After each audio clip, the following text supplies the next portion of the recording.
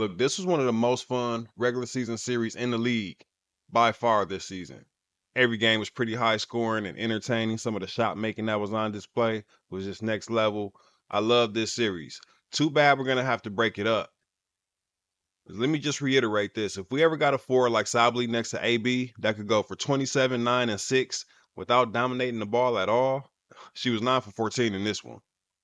The Fever will go from one of the most fun offensive teams in the league to watch to the most explosive offense in the W ever. Now, I already talked about that offseason move in a different video, and I'll leave a link to it in the description, but let's go ahead and get into these numbers. Caitlin Clark, career high 35 points. It was hilariously pointed out that that was 1 point higher than Cheryl Swoop's career high. The internet wasted no time with that. I thought that was funny in a very petty way, but hey, it's factual, so it stands. I was pleased to see her get up 22 attempts again because we talked about that after the Aces game when she went 6 for 22. And I said that the bright side to that was that she got up 22. And now we see what that looks like on a good day for her. And she wasn't even bubbling hot. This was just a good day, not like a really hot day. Can't wait to see what that looks like if she gets up 22 attempts. 9 free throw attempts as well. And if you guys know me, you know anything over 5, I'm satisfied. 8 to 9, I'm ecstatic. So 9 for 9 from the line. That's a good thing. 8 assists, very important. 8 assists because Alyssa's been trying her best to stage a late season comeback and take the assist lead from Caitlin Clark. In her game against the Aces, they only had 7 assists. So I was watching that matchup. Alyssa Thomas only had 7.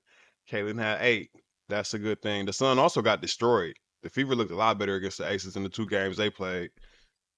I also noticed that all of that aggressive defense that they let Kelsey Plum and Jackie Young get away with against Caitlin Clark, they don't allow when it comes to JC Sheldon. She almost fouled out, playing the exact same kind of way. So that shows you that whistle that I don't know if it's champions or if it's just vets or what it is, but the Aces seem to have that whistle.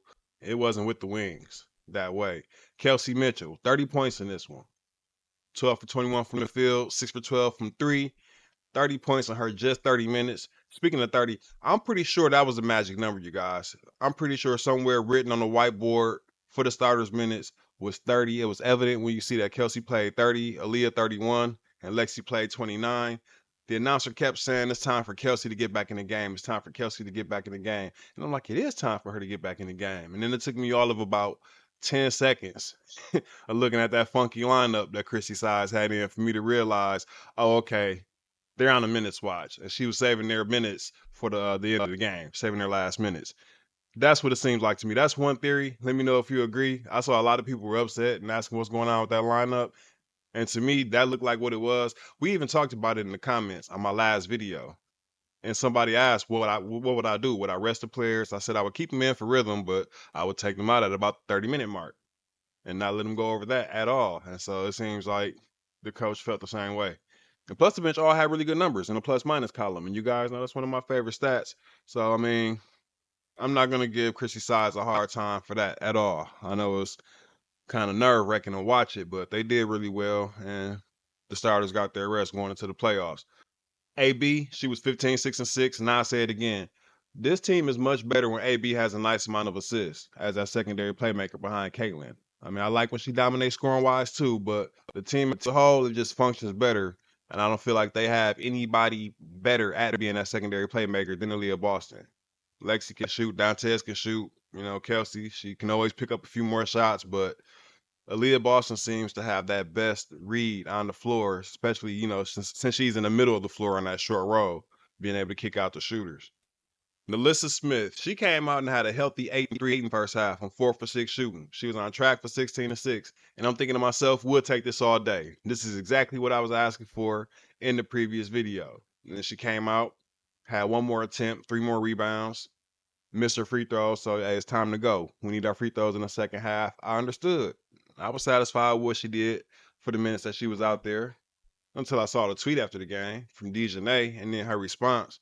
So now at this point, I'm done. I tried to salvage the season for some of her trade value for her on the last video, but I'm done. At this point, I'm telling her she's free to just go home.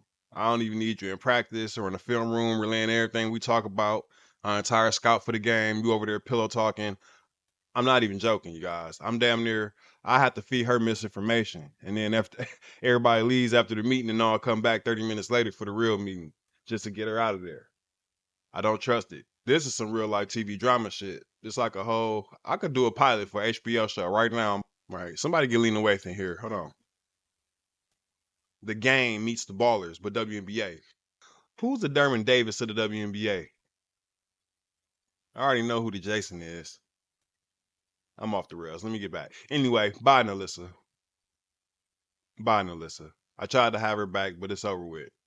I tried to make the most of it for the rest of the season. Like, yo, while she's in the Fever jersey, we just gonna do what we gotta do. But in real life, the first thing I did when I got 2K was traded her. Fag Benley, once again, leading the team, and plus minus. She was 1 for 2 for 3. I always love whenever the Fever bigs are willing to step out and take one of those threes. We need that. So I love to see that. Dantes, whenever she comes in, shot o'clock. It's shot o'clock. It's a special talent. You be able to just repeatedly come into the game cold, 2 or 3 touches, and you go 2 for 2, 3 for 4 consistently. I know I couldn't do that. Erica Willer. Her minutes, they've been a positive for this team for a good stretch now. For about really since the break. And there's just something about a player that wants to be here. When they want to be there on that team, like she'll probably be working with the Fever once she's done playing. And that kind of energy, it translates from the bench right onto the floor. And those are the type of little happy ass role players that you normally see on every championship team, just to be honest with you, regardless of what the salary is. But no Erica Willer slander will be coming from me at all. She did everything that she was supposed to do for this franchise this season. She was one of Caitlin's first allies from the moment that they won the lottery, even before Caitlin was drafted. So, I mean, that cap hit is not tenable going forward. But that negotiation has nothing to do with me. Nothing to do with me, and I'm not gonna speak bad on Erica Willer just because Lynn Dunn paid her way too much.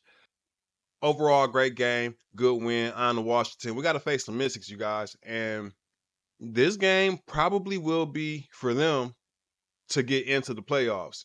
The way it's set up now, Atlanta won their game, so they have a 1 game lead, but they're probably going to lose their next game against Liberty, and that would leave Washington with a chance to tie, and they have the tiebreaker. So if they beat us, then they get in the playoffs. That's what they're playing for at home. So this is basically another dress rehearsal for the playoffs for the Indiana Fever, another great opportunity.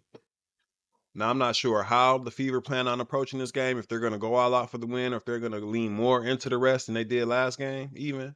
But I'm pretty sure they don't want to end the season losing 3 out of their last 4 games. But, Washington, they're playing for a lot more than that. So, what I'll say is don't be surprised if Washington pulls out the win.